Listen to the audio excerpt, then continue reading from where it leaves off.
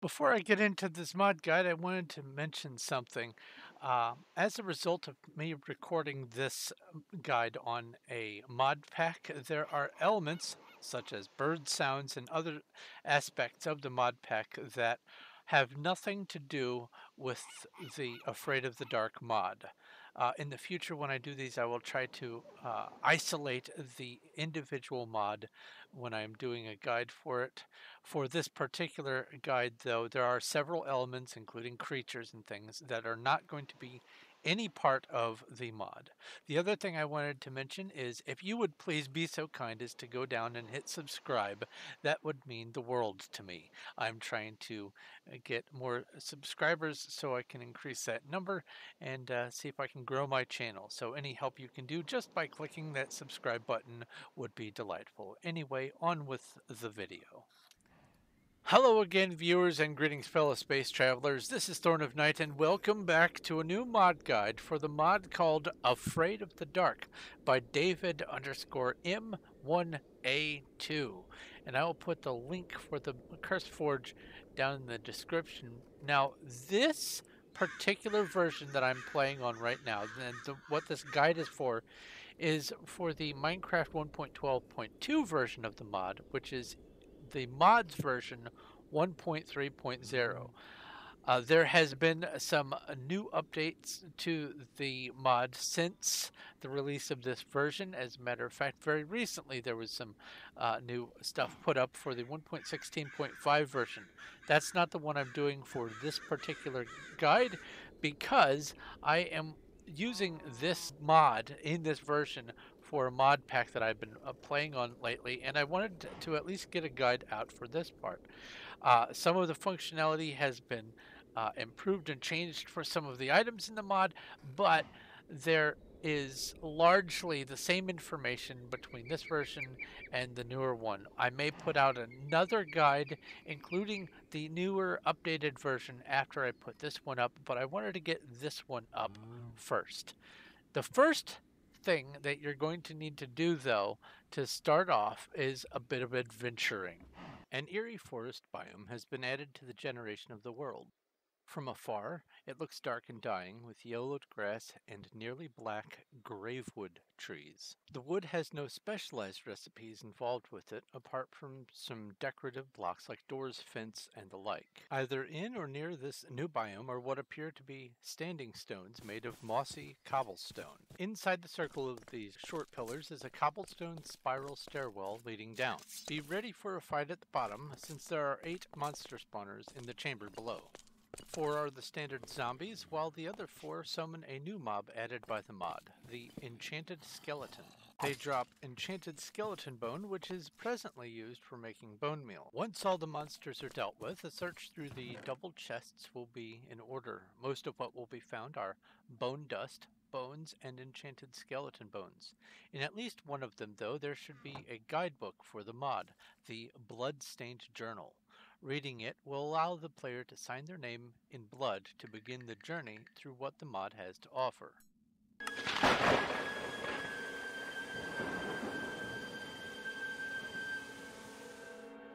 If the book is lost, any other copy will suffice as a replacement, remembering the player's progress. Inside the journal is now a quest objective web, leading the player ever deeper into what the mod entails. To start, it should ask the player to toss a handful of enchanted bones on the ground. For each 4 that land in a group on the floor together, a new enchanted skeleton will spawn on the spot.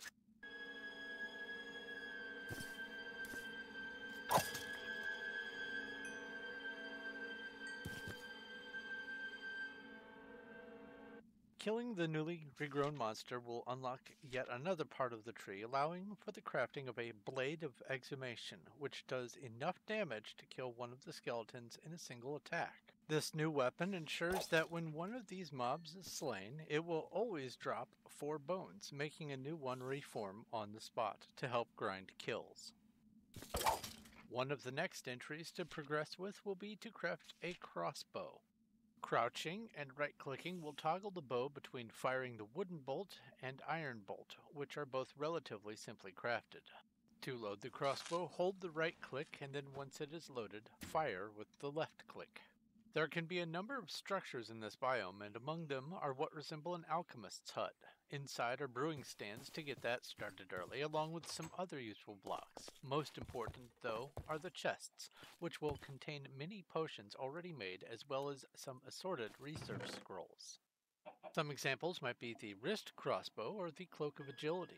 If the research path has not yet been unlocked in the journal, scrolls will not be readable, otherwise new information will be available in the journal. The new wrist crossbow will be much more useful than the original crossbow. It takes the crossbow and makes it an automatically reloading weapon that can be held in the offhand and fired with the F key by default. Switching bolt types is crouch plus F by default. They are faster and much more convenient. While in this biome, be on the lookout for rather large black wolves. These are werewolves, and they take an awful lot of a beating for how little health they have. Letting one attack once will unlock something new in the journal. After the encounter with the werewolf, it should unlock the ability to read and use the research scroll for Cloak of Agility. When crafted with the string, leather, feathers, and gold, the item allows the player to do a dash move, sprinting far and fast for a few moments, but only when in the main hand. There is a cooldown. Not every time, but frequently, the Eerie Forest or elsewhere in the world will generate some massive Gravewood trees. At the base of them will usually be a large structure with 2 floors. On the second floor are a lot of beds and quite a few chests. These chests will hold bones, white dyed leather armor, and sometimes clocks. At this point, another item will have been revealed in the book. With 2 glass, 4 iron ingots, and a diamond, a telescope is the next element on the to-do list. Climb or build up to an altitude of 128 or higher and use the telescope for finding meteors. After clicking on the meteor in the new interface, a message with an angle, latitude, and longitude will appear in chat. Make a note of these for later. Also, higher quality telescopes may be craftable with better materials to allow for more precise readings. If the search for a place of extreme height brought the player to an extreme hills biome or some other high altitude area, there is a chance of finding buildings with large wooden telescopes sticking out of them. Inside will be a chest, normally containing glass and sometimes lens. There will also be a lens cutter.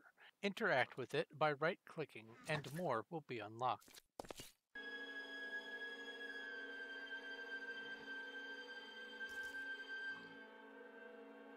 Now use the lens cutter by right-clicking with a glass block in hand, and a lens will be created.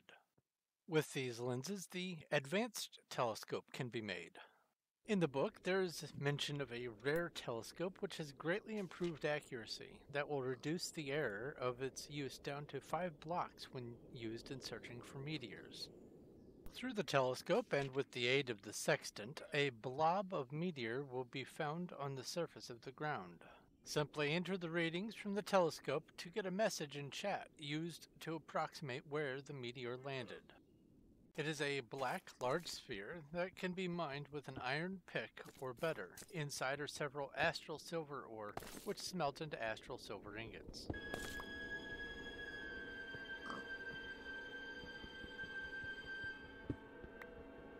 This new material can be used for making silver bolt and astral silver sword. One of the next things to accomplish is to use the sword or bolts on another werewolf, so it's a good idea to hunt one down now.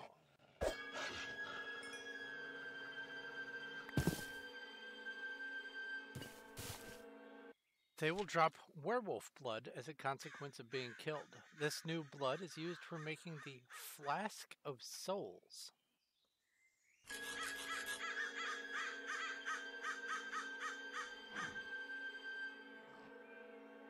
While the flask is in the hotbar, kill a mob, any mob. Its essence is bound to the flask. After 32 total kills of that same mob, the flask becomes a portable spawner for that mob, able to pour one out at a time, and then recharge. Only one mob can be bound to a single flask. After finding a cold biome, particularly around an icy river, a large black squarish structure can be found. Much of it is eldritch obsidian or eldritch stone. There is a block that makes up part of it called the amorphous eldritch metal, which can be passed through like it was air. Inside the structure are numerous chests filled with obsidian, endstone, eyes of ender, and ender pearls. At the very bottom is a void chest portal. Upon hopping in, the player is transported to a new dimension called the void chest. In it is a return portal with an area that is 47 blocks of airspace in each direction, surrounded by invisible barrier blocks. No mobs can spawn here naturally. After entering the Void Chest realm, a new item, the Void Chest, can be crafted to facilitate visiting the new dimension. To advance further in the mod, a filled water bottle needs to be taken to one of the large cult buildings under the giant Gravewood trees. Once there, it will change into a sleeping potion. Upon drinking the potion and then using a bed, even during the day, it will teleport the player to an entirely new realm called Nightmare. This place is dark under the cover of night. None of the items the player owned come with them to the Nightmare, but instead the only items in the inventory are a stack of normal torches, the journal, and now a book called Insanity's Heights. Reading it will inform the player that there are 10 scroll fragments scattered around the world, with information on how to find some of them. On this land is a huge building. Inside, there are armor stands with full iron gear if the player chooses to use them. There are no hostile mobs here upon arrival, though. Exploring parts of the structure will cause slowness effect, but it will wear off upon leaving that particular spot. Inside the ballroom will be found a ghostly dancer slowly leaping and moving around the middle of the floor. Seeing her is what causes the slowness effect. There are many rooms of all types in the building, including a kitchen with golden apples among lots of other foods. Upstairs is an armory filled with chests that contain numerous armor and sword variations. Further up are bed chambers with partial research scrolls to be found. Across the landing there is a tower, and partway up is a floor with chests containing another piece of the research, with yet another research piece one floor further up at the top, bringing the total to 3.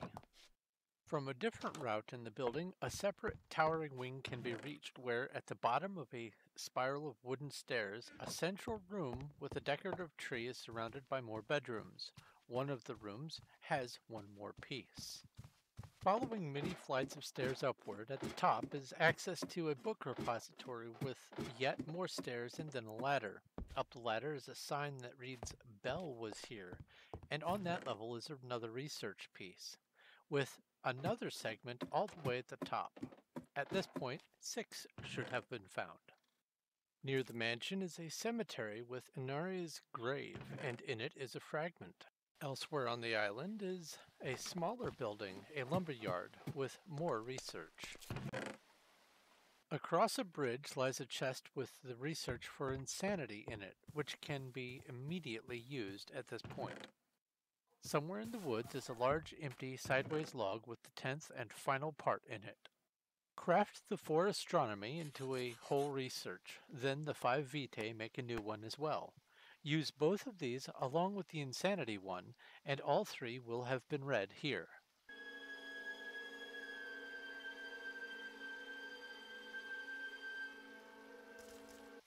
Then, falling into the void will return the player to where they took their drink. After the experience in the Nightmare, there are now 2 more meteor options to search for beyond the first silver icon. Now there's a blue and an orange. Finding the blue will lead to a meteor with star metal ore that mines to star metal fragment and then smelts to star metal ingot.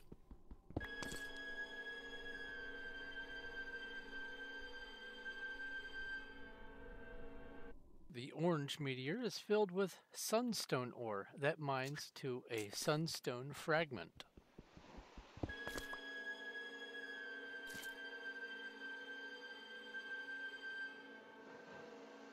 With the sunstone fragments, it takes 5 diamonds and an X and the other 4 slots as sunstones to make a single igneous gem. Both of these new materials offer pieces of armor, tools, weapons, and other crafting options, all of which are magical and will never break. Sunstone gear includes a full set of armor and an igneous sword, all combined needing 26 igneous gems to create. Since it takes 4 sunstones and 5 diamonds to craft one igneous gem, that's a total of 104 sunstone fragments and 130 diamonds to craft all 4 pieces of armor and the sword. Care is needed with crafting this though, since keeping an igneous gem in one's inventory will light the player on fire, and even holding one while on water will cause a constant sizzle. Thankfully, 9 gems can be stored in a decorative block until needed. This block also emits light. Once the armor set is complete, in addition to its thorns-like knockback even to ranged attacks and ability to light foes on fire, it has the added bonus of making the player utterly immune to fire damage, and even able to stand in lava with no harm. This also extends to holding the igneous gem itself. Without the complete set, the immunity to fire goes away. The sword, after killing about 3 targets, will shimmer and have a right-click ability to light all targets around it on fire. The star metal set is much less dangerous to work with, but has no decorative block for storage. In order to use the ingots, they must be combined with either iron ingots or gold ingots to make star metal plate. With iron, 8 star metal ingots will make just 1 plate, while with gold, 2 are made. Since it will take 30 plates to make the entire set, using gold to make them will only require 120 ingots, where using iron will need 240. Once made, armor has a piece-by-piece benefit of adding extra health, as 2 layers of absorption per armor piece. A full set gives 8 hearts, or 16 extra health. Like the igneous sword, the star metal khopesh charges as enemies are killed. Once fully energized, a right-click will swing it around in a circle, damaging all nearby enemies at once. In addition to the khopesh, there is a star metal staff, which has a unique function. Less of a weapon and more of a tool, when right-clicked it will leap the player into the air in a posture of partial immunity that only lasts a few moments. This immunity may not extend to types of damage or harm from other mods, but it is great for getting away from a creeper explosion in a pinch. The book now mentions a structure that must be investigated. At this point, several may have been noticed already in the past, or perhaps even visited. The entrance to the Gnomish City is identified by a large spiral staircase sticking up into the air, supported on the 4 corners by gnomish metal strut. Looking around, it will be crammed with hostile mobs, including werewolves and tons of varied loot. There's food, building blocks, crossbow bolts of every flavor, and lots more. Some of the walls might contain gnomish metal plate for a different splash of color.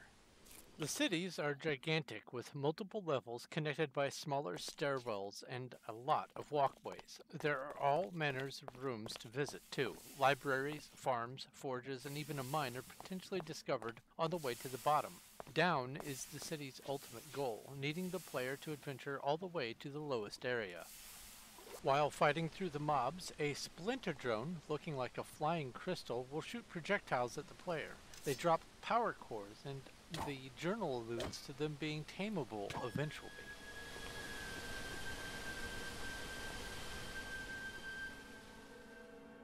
Throughout the city can be found rooms with giant mushrooms growing in them. One has a greenish stem called a glow stalk, which gives off light, but only drops plain red mushrooms.